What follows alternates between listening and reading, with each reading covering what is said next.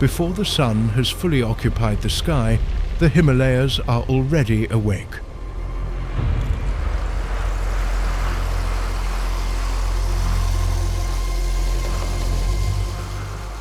In the dim light of dawn, the highest peaks on Earth emerge like blades slowly unsheathed from a mantle of darkness.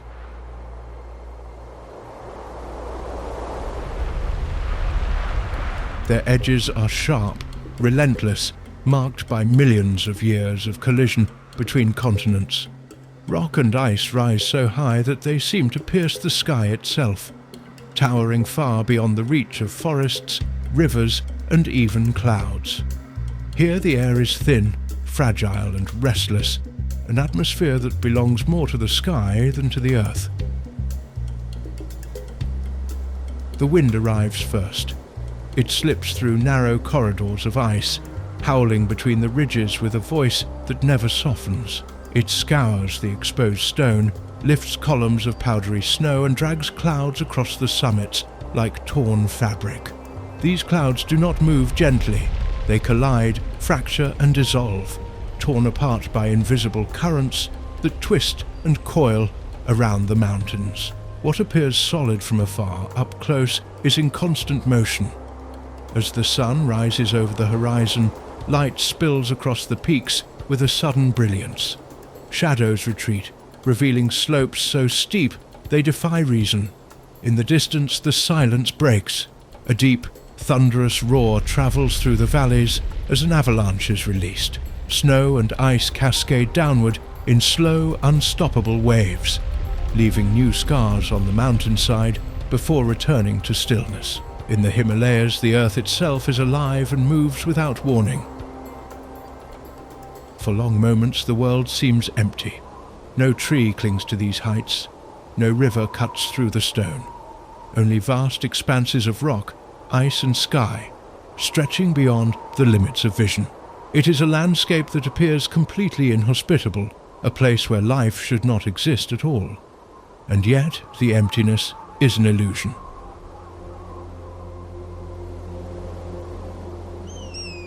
High above the cliffs, a solitary bird beats its wings and rises effortlessly on violent updrafts. It circles without a single flap, interpreting the invisible language of air and pressure. Far below, a faint line of movement breaks the monotony of white and grey, tracks carved into the fresh snow softening as the wind begins to erase them. Somewhere among the rocks, something watches, something waits. These mountains are not only high, they are imposing. Oxygen is scarce. Temperatures drop without mercy. A single misstep can send a body collapsing hundreds of meters into nothingness.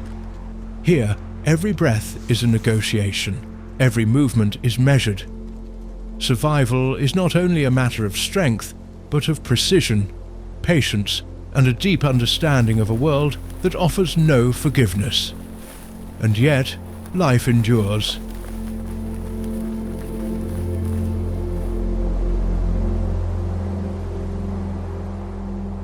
Hidden among the folds of these peaks are creatures shaped by cold, gravity, hunger, and time itself. They do not conquer the Himalayas, they adapt to them, existing on the narrow frontier between dominance and extinction. Predators and prey, hunters and hunted, all bound by the same relentless rules. This is the highest battlefield on Earth, a place where surviving is an act of defiance. Welcome to the wild. Himalayas. In the Himalayas, survival is never calm. Every moment is a negotiation between opposing forces unfolding across cliffs, ridges, and frozen valleys. The cold presses relentlessly against flesh, stealing heat with silent efficiency. Gravity pulls downward with absolute certainty, testing muscle and bone with every step. And hunger, constant, patient, and relentless, waits for weakness to reveal itself. On a high slope covered with fresh snow, movement appears. A herd of blue sheep clings to the mountainside. their hooves resting on ledges no wider than a human hand. Their bodies are compact and strong, designed for balance rather than speed. Every step is deliberate, every pause a calculation. Beneath them lies the void, above them only more rock. Here, escape is vertical, and survival depends on knowing exactly where to place a foot. Somewhere higher up, unseen, something watches. A snow leopard rests among the rocks, its body pressed against the stone. Its thick, pale coat blends with the landscape, blurring the boundary between animal and mountain. It does not rush. It cannot afford to. At this altitude, wasted energy can mean the difference between eating and starving. The cat's pale eyes track the herd, measuring distance, slope, and risk. In these mountains, even a predator must fear gravity. The wind shifts and carries scent across the ridge.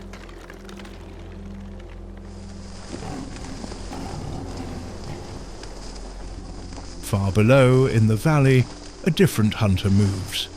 Himalayan wolves travel with silent purpose, their dark forms weaving between snowy fields and shadowed ravines. They are constantly scanning, ears tuned to alarm calls, eyes searching for separation within the herd. Their strength lies not in a single explosive strike, but in endurance, covering vast distances in thin air, outlasting prey that cannot maintain the same relentless pace. Above it all, the mountains watch in silence. Fresh snow reveals the story of the night before. Winding wolf tracks, the punctures of hooves, the faint imprint of padded paws. But the evidence does not last. Wind lashes the ridges, softening edges, filling depressions, erasing the past with indifferent speed. In the Himalayas, even history is fleeting. For the animals that live here, confrontation is inevitable. Herbivores face the terrain itself, navigating slopes where a slip means death. Predators confront both their prey and the landscape, forced to hunt in a world that punishes mistakes instantly.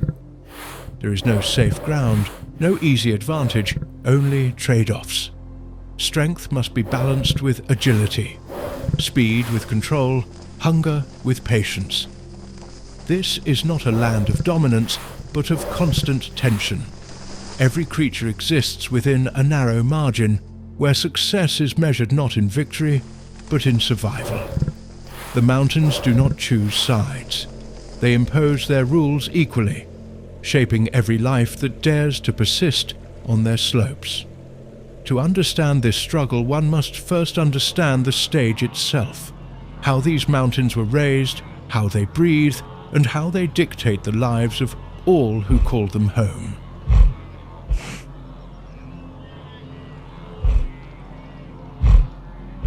The conflict begins with the land.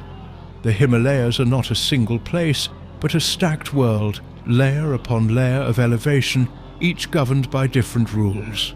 At their base, hills rise from warmer valleys where forests still cling to the slopes and rivers flow freely. Here, life follows familiar rhythms. Seasons change, vegetation returns, and animals migrate in predictable patterns. But as the terrain climbs, those comforts fade. Trees thin out and then disappear completely. Soil gives way to rock. The mountains begin to strip life of its essentials. Above the tree line stretches the alpine zone, a realm of windswept grasslands, jagged ridges and sudden weather. Days can be deceptively bright, sunlight reflecting intensely from stone and snow, while nights plunge temperatures far below freezing.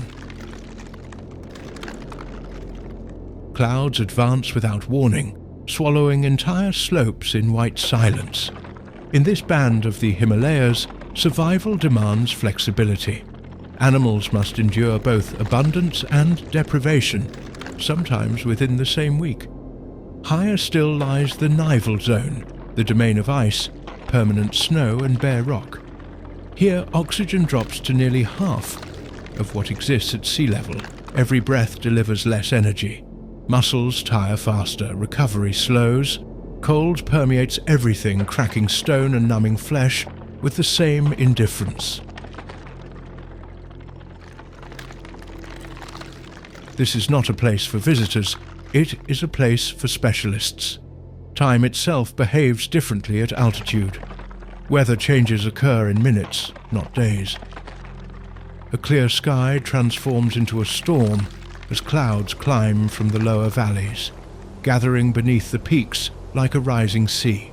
In a brief span, shadows slide across slopes, sunlight fades and snow begins to fall sideways, driven by relentless wind. What melts during the day refreezes at night, trapping the land in a constant cycle of stress and release. From this ice, the water of the Himalayas is born. Glaciers slide slowly downhill, their frozen mass feeding streams that carve paths through stone. Meltwater gathers into rivers that swell briefly in summer warmth and then shrink as winter tightens its grip.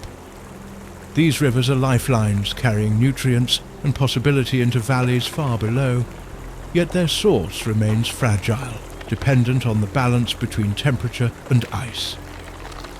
Seasonal brutality defines everything here.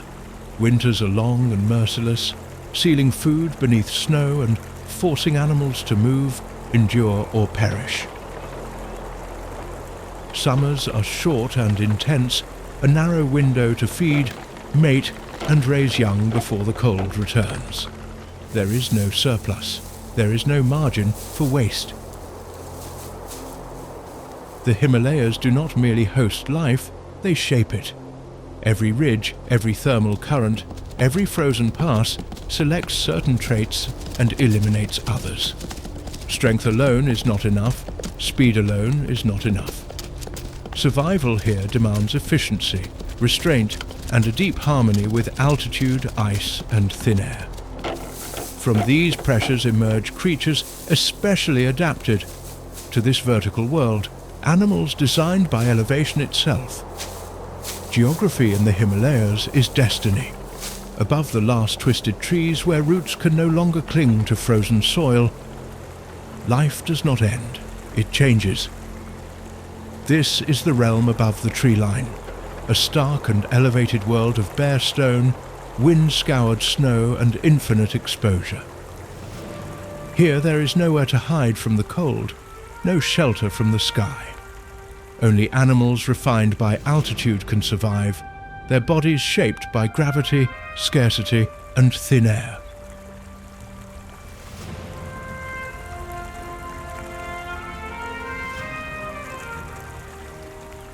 Moving silently across a crumbling slope, a snow leopard emerges from the rock itself. Its pale coat mirrors snow and stone so perfectly that movement is the only thing that betrays it. Every step is light, deliberate, placed with almost unreal precision. The leopard's wide paws act as natural snowshoes, distributing its weight across unstable surfaces. Its long tail sways gently behind, counterbalancing the constant pull of gravity. At these heights, agility is not elegance, it is survival. Below, clinging to an almost vertical wall of stone, Himalayan ibex climb with astonishing ease. Their hooves, hard-edged with flexible centers, mold into cracks no wider than a fingertip. What appears impossible at first glance is routine to them. They climb not only to escape predators, but to live where others cannot follow, feeding on sparse alpine plants that grow where soil barely exists. The mountain is not an obstacle, it is their refuge. Nearby, a herd of blue sheep, Baral, rests against a slope of broken rock.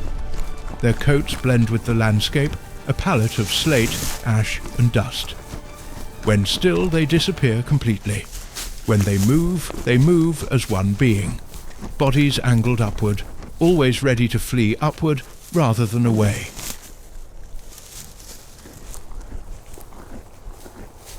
Their strength lies not in speed on open ground, but in mastery of elevation. Every muscle is prepared for climbing, Every sense remains alert. Predator and prey share the same terrain, bound by the same laws. The snow leopard does not chase blindly. It studies angles, distances, and escape routes. A failed attempt can mean broken bones or worse, wasted energy that cannot easily be recovered in thin air. The Bharal, in turn, rely on vigilance and position, placing the mountain itself between them and death. A sudden shift of weight, a leap across a chasm, and the balance tilts again. Life above the tree line is a continuous calculation. Energy is precious. Mistakes are final. Animals here have developed compact bodies to conserve heat, dense fur to withstand the cold, and behaviors that prioritize patience over force. They do not dominate the mountains. They coexist with them, reading their signals and respecting their limits. On these slopes, an ancient relationship unfolds in silence, shaped not by cruelty, but by necessity. Hunter and hunted, each refining the other across countless generations, locked in a slow and relentless exchange. In the heights of the Himalayas, evolution has no spectators, only participants. In the high, broken silence of the Himalayas, the snow leopard exists more as an idea than as a presence. Even when it is close, it is rarely seen. Its coat, thick, pale, and covered with soft rosettes, reflects the textures of snowy stone so precisely that the eye passes over it without recognition. Rock becomes fur. Shadow becomes muscle. In these mountains, camouflage is not decoration. It is invisibility refined by time. The snow leopard hunts alone. There is no pack to share the burden, no margin for a reckless chase. Each hunt must be chosen carefully. Each movement must be weighed against energy expenditure. At altitude, calories are earned with effort and lost easily. The leopard cannot afford to pursue what it cannot catch. Crouched on a narrow ledge, the cat waits. Minutes stretch in stillness. Its body clings to the rock, muscles tense but unmoving. Only the slow rise and fall of its breathing betrays life. Below, blue sheep graze cautiously, lifting their heads at intervals, ears turning toward the wind. Distance is measured not in meters, but in angles and consequences. Too far, and the leap will fail. Too close, and the prey will scatter uphill, vanishing into terrain no predator can match.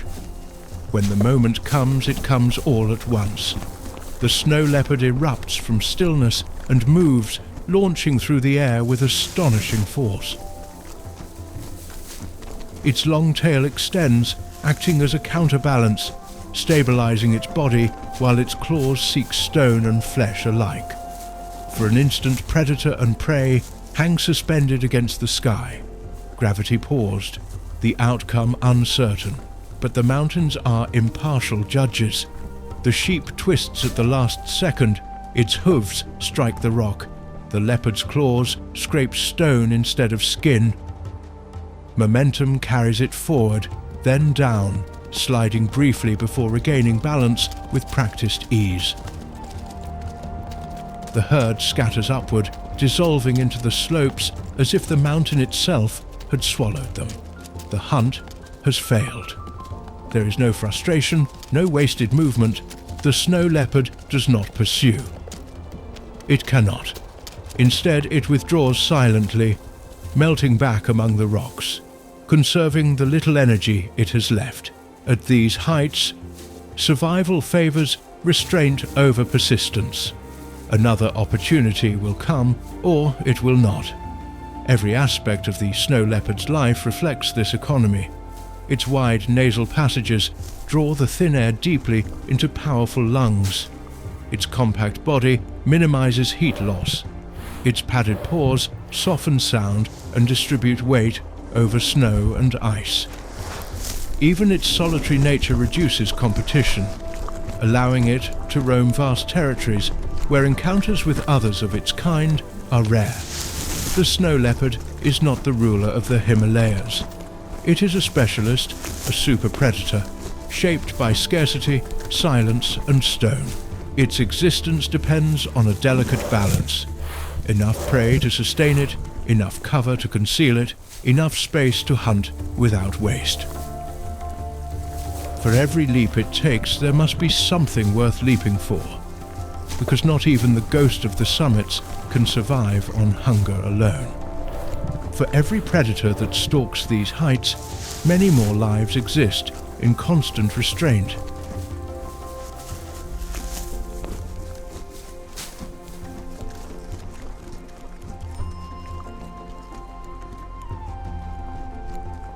Above the tree line, herbivores are not passive grazing animals. They are engineers of balance, surviving in places where a single mistake offers no second chance. Their world is vertical, exposed, and endlessly unstable. A terrain where the ground itself can become an enemy. A herd of blue sheep stands motionless on a narrow slope, bodies angled toward the mountain, muscles tense beneath their thick coats. They appear frozen in time, yet every sense is alert. Hooves grip stone dusted with ice. Heads lift in perfect synchrony. Beneath them, the land falls away into emptiness. Above them lies only harder ground. Their stillness is not calm, it is control. Nearby, Himalayan tahr move across a steep ridge. Heavier than the barrel, their strength is undeniable, but so is the risk they carry. Each step sends small stones sliding downward, clicking and clattering until the sound fades into the void. One misplaced hoof dislodges a larger slab of rock. It breaks free, tumbling violently down the slope, triggering a cascade that strips the mountainside bare in seconds. The tahr do not panic. They move only when the mountain settles again. In the Himalayas, patience is armor.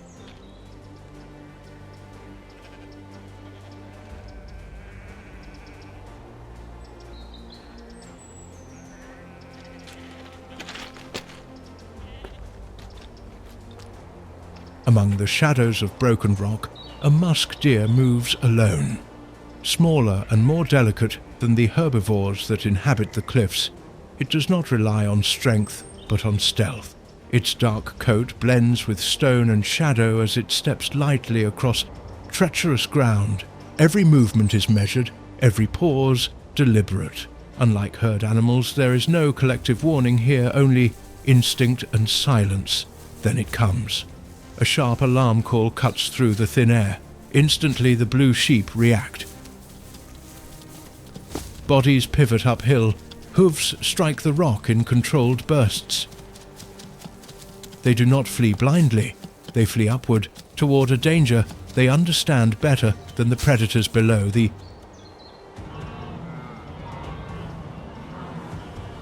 tahr tighten formation, advancing together toward safer ledges. Even the musk deer disappears, dissolving into the terrain as if it had never been there.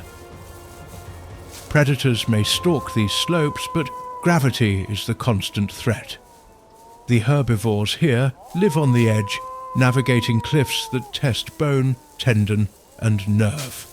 Their limbs are compact and powerful, built to absorb impact and maintain traction. Their senses are tuned to detect the slightest change in sound or movement. A falling stone, a shifting shadow, a sudden silence. Each may signal life or death. But climbing skill alone is not enough. These animals survive by knowing when to move and when to remain still, when to feed and when to wait, when to descend toward scarce forage and when to risk hunger rather than exposure. Timing governs everything. A premature step may trigger a slide. A pause too long may invite an ambush. In this world, survival is not defined by dominance, but by judgment. Every day these herbivores confront the terrain, the climate, and hunger. They do not merely endure the Himalayas, they interpret them, respond to them, and live within their narrow limits.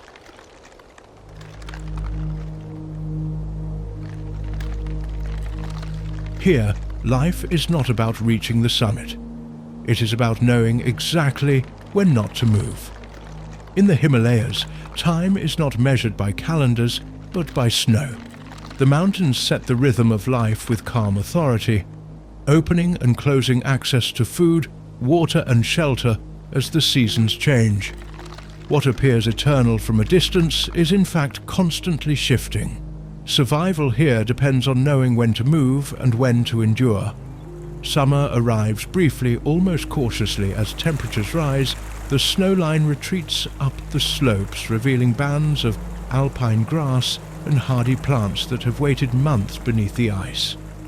The valleys fill with movement. Wild yaks emerge from the highest plateaus, swaying their enormous bodies as they graze on fresh vegetation. Their dense coats, once essential against winter cold, now hang heavy as they exploit the short season of abundance.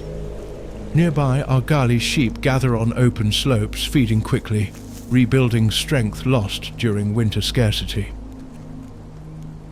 Their movements have purpose. This is not leisure, it is preparation. Every mouthful matters, every snowless day matters. Above them, the sky comes alive. Migratory birds cross the summits, winding through valleys and ridges on long journeys that span continents. Some pause briefly to feed beside meltwater streams. Others pass without stopping, riding thermal currents rising from sun-warmed rocks. These fleeting visitors time their arrival with precision. Too early and the land offers nothing. Too late and the window closes. But summer never lingers. As days shorten, the mountains begin to tighten their grip. Cold creeps in, snow returns, first in scattered patches, then in sheets that erase feeding grounds overnight. Grass disappears, rivers slow, the world narrows again, the herds respond. Yaks begin their descent, moving steadily toward lower valleys where snow is thinner and forage barely accessible. Argali sheep follow ancient routes, paths carved into memory as deeply as into stone. These movements are not migrations across great distances, but vertical journeys, climbing and descending the range, tracking life within a narrow band of viable altitude. Change is relentless. A slope that fed dozens of animals one week becomes an empty, frozen incline the next. Snow swallows familiar ground, hiding scent trails, concealing dangers and erasing escape routes. Animals that hesitate too long risk becoming stranded above the snowline, without food and without the energy to descend. There is no ceremony of warning, there is no gradual fading. Winter arrives without mercy. Storms come with crushing speed, sealing passes and locking valleys beneath ice. Wind scours exposed ridges while piling snow into deadly drifts. What was once a landscape in motion becomes a test of endurance. In the Himalayas, seasons are not a backdrop. They are the decision makers, forces that shape behavior, determine survival, and restore balance between life and death. Animals do not challenge these cycles, they obey them, moving when the mountains allow and stopping when they must. Because here, the mountains decide, and once winter arrives, there is no negotiation. Winter does not arrive in the Himalayas, it closes. Snow hardens into ice. Wind strips heat from flesh with surgical efficiency. The landscape loses contrast, dissolving into endless white and grey, where distance becomes impossible to judge. In this season, Vedisnosanut, the mountains offer no shelter and no relief. Survival is reduced to its most brutal components. Breath crystallizes the moment it leaves the lungs, hanging briefly in the air before fading. Frost infiltrates exposed skin, numbing first and then penetrating deeply. For animals that live here year-round, even the smallest wound can be fatal. Healing slows. movement becomes harder. Energy drains faster than it can be replaced. Food is scarce. Beneath meters of snow, grass and roots are sealed away. Herds disperse as the weakest fall behind, their tracks shortening and finally disappearing. Along ridges and valleys, dark shapes begin to appear, bones emerging from the snow as the wind clears the surface. Each marks a story that did not continue. Predators feel it too. A pack of Himalayan wolves moves through a frozen valley, low to the ground, steps measured. No sound is heard beyond the soft compression of snow beneath their paws. They communicate without voices, watching one another, spacing themselves, reading each other's movements with practiced precision. Hunting in winter is not a chase, it is a calculation. They test herds carefully, circling at a distance, searching for weakness. A limp, a slow step, an animal spending more energy than it can replace. When they close in, they do so in unison, cutting off escape routes and forcing prey into deeper snow where every step becomes a struggle. Not every hunt succeeds. When one fails, the wolves do not linger. They cannot afford frustration. Hunger stalks them as relentlessly as they stalk their prey. Days may pass without a kill, fat reserves diminish, risk grows. Even the hunters walk an increasingly narrow line. Ravens gather over the frozen ground. Their black silhouettes dot the snow, lifting suddenly at the wolves' arrival and settling again once the danger passes. They are the sentinels of winter. Their calls echo across the valleys as they follow death wherever it appears. Foxes arrive later, smaller and cautious, slipping along the margins to claim what remains. Nothing is wasted. In the Himalayas, winter allows no excess. Every life feeds another. Every failure becomes sustenance. Even the mountains participate, freezing and fracturing flesh, breaking bodies down until only bones remain. This is the season that leaves the world bare. Strength alone cannot defeat it, not speed, not skill. Survival here depends on endurance, cooperation, and the ability to withstand the longest nights and the deepest cold. Because in winter, hunger is not only a sensation, it is a predator in its own right, and even those who hunt must fear becoming its prey. Across the frozen valleys of the Himalayas, another predator claims its place, not through stealth, but through strategy. The Himalayan wolf moves with determination. Its long legs carry it efficiently across snowfields and wind-scoured plateaus, covering distances that would exhaust most animals. Unlike the solitary hunters of the cliffs, wolves depend on cooperation, transforming individual effort into collective strength. In a landscape where energy is scarce, intelligence becomes the most valuable weapon. A pack spreads out across a broad slope, spacing themselves carefully. No sound breaks the silence. Each wolf watches the herd ahead, interpreting movements and postures, searching for hesitation. They do not seek speed, they seek imbalance. The test begins subtly.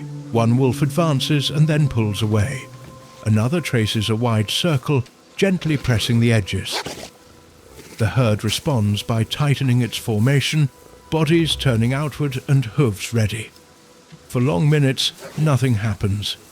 This is not failure, it is information being gathered. When the wolves decide to attack, they do not rush. They drive the herd forward, forcing it into deeper snow where every step becomes an effort. Muscles burn, breathing shortens. A young or weakened animal begins to lag, its stride slightly out of rhythm. The pack adjusts instantly, closing the space, cutting off escape routes without panic or noise, but the Himalayas rarely grant easy victories. A sudden climb interrupts the pursuit. The herd moves toward steeper ground, where the terrain improves for them and worsens for the wolves. The chase ends. The pack slows down, conserving energy and accepting the loss. Endurance hunting is as much about knowing when to stop as when to continue. Competition here is constant. Snow leopards and wolves share prey, but they hunt in different dimensions of the same world. Where the leopard ambushes from above, the wolf pursues from a distance. Their paths cross while hunting, along trails and in contested valleys. A fresh carcass may attract both, each calculating risk and reward. Sometimes the wolves arrive first. Sometimes they find nothing but scattered bones and the fading scent of a feline. When success comes, it is shared. A rare prey unites the pack. They feed quickly but methodically, each animal occupying its place, maintaining hierarchy without conflict. Fat and muscle are torn from the bone in minutes, while the heat of fresh blood steams in the icy air. Ravens gather nearby, waiting their turn. There is no waste. There cannot be. The Himalayan wolf is built for this life. Its thick coat insulates it from extreme cold. Its large paws distribute weight over the snow. Its lungs and muscles are prepared for prolonged effort in thin air. But its greatest adaptation is behavioral. The ability to cooperate, plan, and persist when others cannot. But even this apex predator walks a tightrope. A series of failed hunts can mean death by starvation. Injuries can be fatal. Winter offers no compassion, only consequences. The wolf survives not by dominating the mountains, but by moving through them intelligently, reading the terrain and opportunities as carefully as any map. But survival in the Himalayas is not always loud or visible. Some lives persist by disappearing completely into the landscape. Hidden forests, life beneath the snow.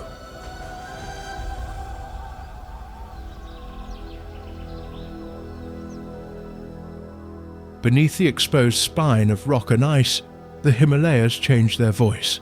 The wind softens, the light dims. The world narrows to trunks, branches and shadows. Here forests cling to the steep slopes like a second skin, with bands of cedar, fir, rhododendron and oak wrapping the hillsides below the snowline. They are not gentle places. Avalanches roar just above. Winter presses hard against their roofs. But compared with the bare peaks, these forests offer something rare in the Himalayas: shelter.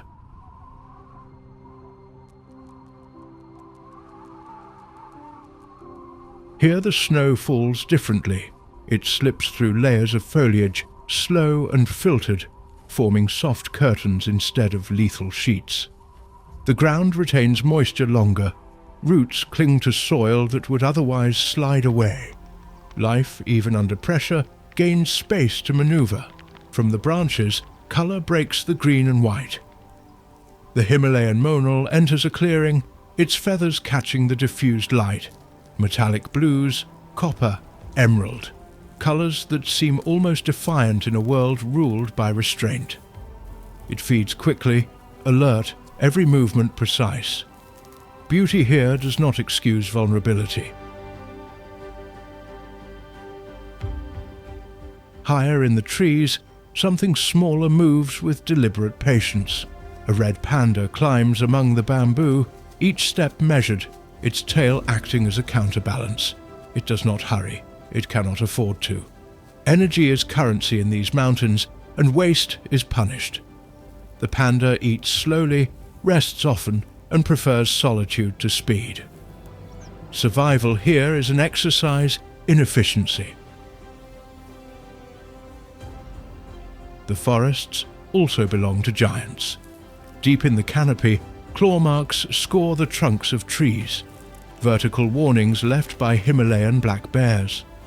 For much of the year they move unseen, feeding on roots, insects, berries, and carrion. When winter tightens, they retreat to dens dug into earth and rock, slowing their bodies to wait out the worst.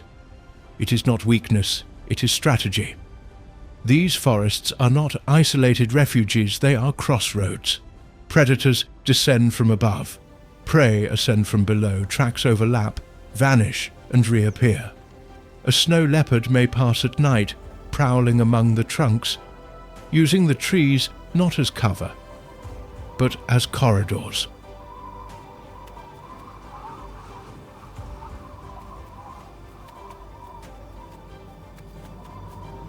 Wolves skirt the edges. Deer move cautiously into the clearings where the forest thins and the open slopes begin. Here every layer carries risk. Snow-laden branches snap without warning. Landslides sweep away entire hillsides. A single storm can erase weeks of feeding opportunities, yet life persists, shaped not by domination, but by compromise. Smaller bodies thrive where large ones cannot. Camouflage replaces speed, stillness replaces strength. The forest rewards those who know when not to move. And in this silence, another truth emerges. The Himalayas are not a single battlefield. They are a vertical mosaic where each band of altitude rewrites the rules. Above the trees, survival is loud and exposed. Beneath the snow it becomes subtle, hidden, almost secret. Different strategies, the same stakes. Because whether on open ice or in shaded forest, the mountain never stops watching.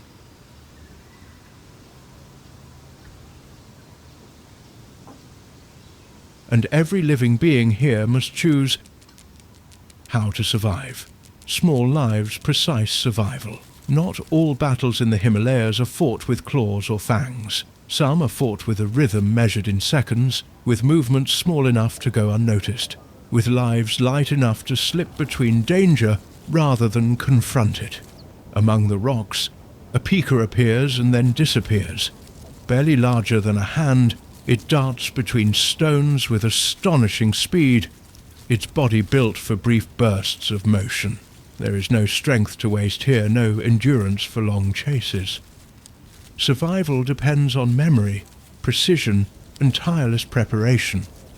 All summer long, the pika cuts grass and flowers, dragging them into hidden crevices. Each plant is placed carefully, dried in the sun and wind, and then stored. This is not just instinct, it is logistics. Winter will erase the landscape, snow will bury the paths, silence the sounds, and turn the world into a blank page. When that happens, the pika will not wander. It will endure, living on what it prepared, hidden just beneath the cold. Nearby, the ground trembles. A marmot emerges from its burrow, bulky and alert. It scans the slopes, nose raised and eyes wide. Marmots are sentinels. Their warning calls cut the air, sharp and urgent, echoing from rock to rock. A single call can freeze an entire hillside. Heads snap up, bodies flatten, movement stops, then silence. The alarm fades, and slowly and cautiously, life resumes. Marmots feed intensely during the brief, warm months, turning sunlight into fat and storing heat in their bodies. When winter arrives, they retreat underground. Their heart rate drops, their breathing slows, and their bodies enter deep hibernation. Time itself seems to pause. Above them, the mountains hum with wings. Small birds flicker between cracks and ledges, threading their way through snowfields and stone. They do not dominate the air, they borrow it. Every wing beat is calculated. Their flight paths cling to the terrain to avoid winds that could throw them into nothingness. Feathers trap air like an armor of down. High-altitude blood carries oxygen more efficiently, extracting life from scarcity. Some migrate, others remain. Those that remain memorize the mountain as a map of micro-refugees, warm rock walls, windless corners, feeding zones exposed only briefly between storms. They eat quickly, they rest briefly. Stillness is survival. In a land obsessed with size and power, these animals thrive by rejecting both. They are not fast enough to escape everything. They are not strong enough to fight anything. Instead, they disappear at the right moment. They prepare long before danger arrives. They know when to retreat underground and when to risk exposure. The Himalayas compress life. There is no margin for error. Small creatures cannot afford bravado. Every calorie counts, every sound matters, every decision echoes. And yet these small lives are not fragile. They are exact. They survive not by conquering the mountain, but by adapting to it with such precision that the mountain almost forgets they are there. Above them, the peaks rise indifferent and vast. Below them, the ground waits patiently, and above them all opens another realm, one ruled not by stone or snow, but by air, where survival takes flight, lords of the sky, birds of the Himalayas. Above the glaciers, above the cliffs, even above the storms, another hierarchy rules. The air belongs to those who understand it. A shadow glides across the snow, vast and slow, wings spread wider than the body that carries them. A Himalayan griffon vulture floats on invisible currents, barely moving, barely spending energy. At these heights, flight is not a matter of strength, but of surrendering to physics. Warm air rises from sunlit rock walls, forming thermal columns, and the vulture steps onto them like a ladder of heat. From this altitude, death is visible long before it is reached. The griffon circles patiently, eyes scanning valleys and slopes for the silent signals of loss. A fallen ungulate, the remains of a winter victim. Here, nothing is wasted. In the Himalayas, scavengers are not grim figures, they are recyclers, returning life to the system molecule by molecule. Higher still, something faster cuts the sky. A golden eagle folds its wings and dives. Speed increases instantly. The mountains surge upward. This is not a scavenger, but a hunter, a precision weapon shaped by gravity and hunger. Eagles patrol immense territories, exploiting height, turning vertical space into hunting ground. A single drop can end in a cloud of feathers, a broken silhouette against the snow. Its vision pierces distance, its talons close with certainty. And then there is the bearded vulture. The bearded vulture does something no other bird dares. It carries bones into the sky, not to intimidate, but to feed. High above the rocks, it releases them, watching gravity shatter the calcium into edible fragments. Bone marrow becomes nourishment. What others leave behind, the bearded vulture claims. This is innovation at altitude. These birds do not merely live in the Himalayas. They use them. Cliffs become launch ramps. Wind becomes fuel. Height becomes strategy. Even death becomes opportunity. Up here, wings must be broad, muscles efficient, lungs relentless in extracting oxygen. Blood carries more hemoglobin. Hearts beat strongly and steadily. All systems are tuned for thin air and infinite space. Storms arrive without warning. Clouds boil upward from the valleys, swallowing entire peaks. Snow lashes sideways. Wind howls through the passes with enough force to throw an unprepared bird into nothingness. When that happens, only the finest flyers survive. Those who know when to rise, when to descend, and when to wait. Some birds vanish with the seasons, following the warmth that moves with them. Others remain, adjusting routes, shrinking territories, relying on memory etched into the landscape. From above, the Himalayas look different. Predators and prey shrink into patterns. Trails become lines. Valleys become corridors of movement. The chaos of survival transforms into order, visible only from the sky. And yet no bird rules forever. Every flight must end, every glide descends, every wing, no matter how powerful, must eventually fold. As shadows stretch across the slopes, life returns to the ground, to rock and fur, to tracks in the snow, to battles fought step by step instead of flap by flap. The sky releases its lords, and the mountain resumes its ancient watch. Rivers born from ice, lifelines of the mountains high in the Himalayas, life begins in silence. Snow compresses and becomes ice. Ice scrapes against stone, and slowly and patiently, movement begins. A drop escapes from the glacier, sliding under the pull of gravity. It gathers others, a thread forms, then a stream, then a river. These are not gentle beginnings. Glacial rivers are born cold, violent and restless. They roar through valleys carved over millennia, carrying rock dust that clouds the water with a pale, milky tone. Their temperature numbs the body. Their currents punish hesitation, and yet without them, the mountains would be nearly empty. Along the riverbanks, the landscape softens.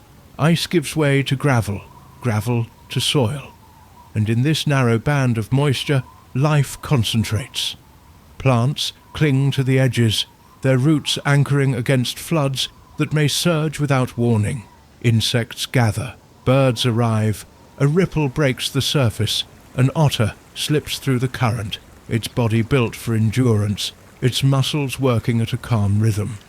Where claws and hooves fail, flexibility triumphs. Otters interpret the water as if it were terrain, using eddies and shadows, diving beneath turbulence where the current weakens. Fish scatter, a sudden turn, a flash of silver, food is secured. For fish, surviving here is an act of endurance. Rich in oxygen but icy cold, these waters demand constant movement. Muscles burn continuously as bodies hold position against the current. Spawning runs become uphill marathons, where instinct pushes fish toward the headwaters, where predators diminish and oxygen peaks. Above the banks, birds patrol attentively. Wagtails rock between the stones. Kingfishers hover briefly and then plunge with astonishing precision. Each dive lasts only seconds, but the risk is real. Miss the exit, misjudge the current. The river does not forgive mistakes. Season after season, these rivers change personality. In summer, meltwater widens the channels and turns them into roaring arteries, connecting valleys and carrying nutrients downstream. In winter, ice grips tightly, narrowing the flow and silencing sections entirely. Pools form beneath frozen layers, becoming refuges where life slows but does not stop. Every animal here learns the moods of the river. When to drink, when to cross, when to stay away. Predators linger at the edges, knowing that paths converge here. Herbivores descend cautiously, their gaze constantly scanning. Tracks accumulate in the mud, proof that water is worth the risk. Beyond the immediate banks, the influence spreads. Forests grow denser, meadows green earlier. Migration routes bend to follow the current. Entire food webs anchor themselves in these cold veins that cut through stone. The Himalayas may appear ruled by ice and rock, but water is the silent architect. It connects the heights with the lowlands. It carries life downward and opportunity upward. It erases the barriers imposed by altitude and replaces them with corridors of movement. Where glaciers give birth to rivers, survival finds a path. And where water flows, life gathers, inevitable and irresistible, drawing the scattered existence of the mountain toward fleeting moments of abundance before the cold closes in again. The great crossroads where species collide in the Himalayas, borders are of an illusion. Valleys channel movement, ridges guide travel, rivers dictate direction. And where these paths cross, life converges, sometimes in peace, often not. A narrow basin opens between two slopes, sheltered from the worst winds, fed by meltwater, thin but reliable. Here tracks overlap, stamped into mud and snow like layered footprints. Hooves, paws, claws, Nothing in this place belongs to a single species. A snow leopard passes first. Unseen, it moves along the ridge, rubbing its face against the rock, leaving scent traces invisible to humans but strong to its rivals. This valley is claimed, but claims in the Himalayas are temporary. The leopard disappears down the slope, merging with broken stone. Its presence persists only as a warning. Hours later the wolves arrive. They spread across the same basin, noses low, reading the terrain as if it were a story already written. They know this place. They have hunted here before. They know the escape routes, the bottlenecks, the herds that pass through when forage elsewhere grows scarce. The overlap of predators is not chaos, it is calculation. Wolves work the valley in daylight, exploring the edges, circling grazing animals and forcing them to move. Snow leopards prefer twilight and night, when contrast softens and silence grows deeper. The same terrain facilitates different strategies layered across time. Herbivores feel it all.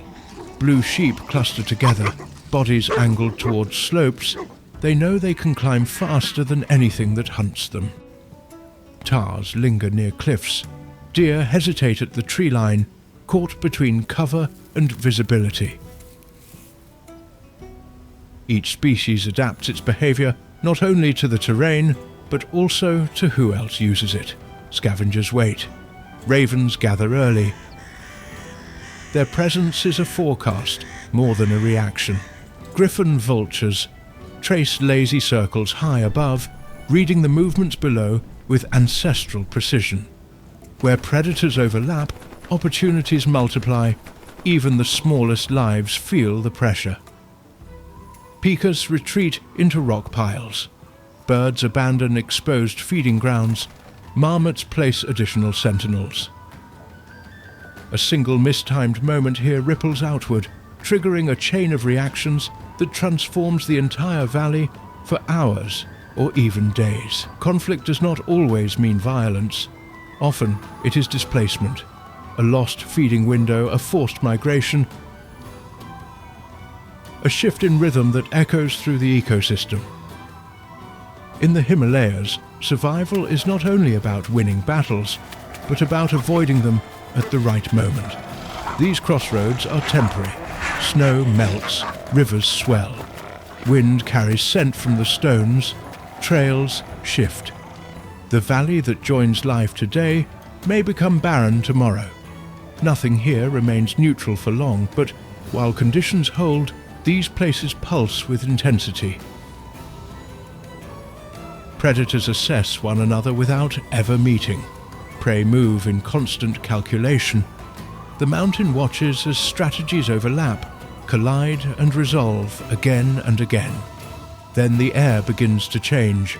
Light lingers longer on the slopes. Ice loosens its grip. Distant ridges darken as the snowline retreats uphill. The valley exhales, because when spring arrives in the Himalayas, it does not only bring warmth, it redraws the map entirely. Spring birth at the end of the world. Spring arrives quietly in the Himalayas. There is no sudden thaw, no dramatic surrender of winter. Instead, change comes in fragments. Longer mornings, softer light, a subtle weakening of snow on the slopes. Ice still rules the heights, but for the first time in months, the mountain allows the possibility.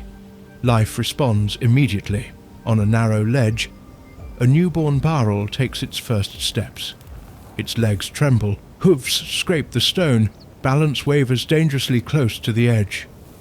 There is no learning period here. Within minutes of birth, movement is mandatory. Stillness invites death. The mother stays close, body angled outward, eyes scanning the slopes for unfamiliar shapes. Above them, the rock walls warm under the sun, releasing meltwater that traces silver lines downward. Grass pushes through thinning snow, the world exhales. Nearby, tar kids follow their mothers across terrain that would challenge experienced climbers. Their bodies are light, Their reflexes sharp, but they lack experience. Every leap is a gamble, every landing a test. The herd moves slowly, choosing routes that sacrifice speed for safety, aware that predators watch from unreachable places. And they are watching. Snow leopards remain distant and patient. Wolves observe, learning to survive the first trials. In the Himalayas, childhood is brief. The mountains do not wait for growth or forgive hesitation. From the beginning of life, learning becomes urgent, compressed into days rather than years. Here, survival is not taught gently. It is demonstrated, repeated, and enforced by consequences. A Baral mother guides her young along a familiar path. She moves with calm certainty, her hooves finding holds carved into stone by generations before. Behind her the youngster follows, too fast, too eager. Its steps are lighter, less measured. A loose rock shifts. The young one stumbles, slipping slightly before stopping against a ridge. The mother freezes. The herd freezes. Silence takes hold. Nothing happens. This time, lessons arrive without instruction. The young animal adjusts its balance, lowers its body, slows its pace. Experience begins to carve itself into muscle memory. Nearby, a Tahr kid attempts to climb beyond its ability. Its front legs stretch upward, the hind legs wobble. For a moment, gravity threatens to claim what spring has offered. The mother lunges forward, blocking the fall, her body serving as barrier and guide. The route changes. The attempt is abandoned. Not all mistakes end so cleanly. Above the tree line, predators watch with dispassionate attention. The young move differently, less efficient, less predictable. A misjudged leap, a delayed response. These are signals. Snow leopards do not rush. Wolves do not strike blindly. They wait for errors to reveal themselves. In the forests, bird chicks face their own trials. A fledgling climbs onto a branch for the first time, wings buzzing with effort, but flight still unmastered. The ground is cluttered, dangerous, final. Parents call insistently, guiding, encouraging, warning. The leap happens anyway. Awkward, uncontrolled, barely airborne. Sometimes it works, sometimes it does not. Along the riverbanks, young animals learn fear. Water moves faster than expected. Rocks are slick with melt. One step too confident sends a small body into the cold current, twisting and tumbling. Instinct ignites, limbs thrash, claws scrape stone. Escape is limited but possible. The mountains are full of these moments, near accidents, narrow escapes, small failures that shape better decisions later. Mothers do not shield their young from every danger. They cannot. Instead, they place them close enough to watch, far enough to endure. Protection is selective. Independence is mandatory. Time compresses again. Within weeks, the young must keep pace with migrations. Within months, they must recognize threats at a distance. By the first winter, they will face conditions that will completely eliminate those unprepared. Some will not make it. This is not cruelty, it is arithmetic. The Himalayas allow no surplus. Every adult alive proves that learning happened fast enough. Every absence marks where it did not. As summer advances, confidence grows. Movements sharpen, reactions accelerate. Youth begins to show capability, but the mountain never confuses promise with readiness, because survival here is not inherited, it is learned, or not learned at all. A crowded sky, a narrowing world. The Himalayas have never been empty. For centuries, wind has passed through these passes. Rivers have carved their paths. Animals have moved along the slopes with immemorial rhythms. But now another presence winds quietly through the landscape. one that does not hunt, graze or migrate in the same way. From a high ridge, a thin line cuts across the valley floor. A road, narrow, pale, winding carefully along contours, once traced only by hooves and paws.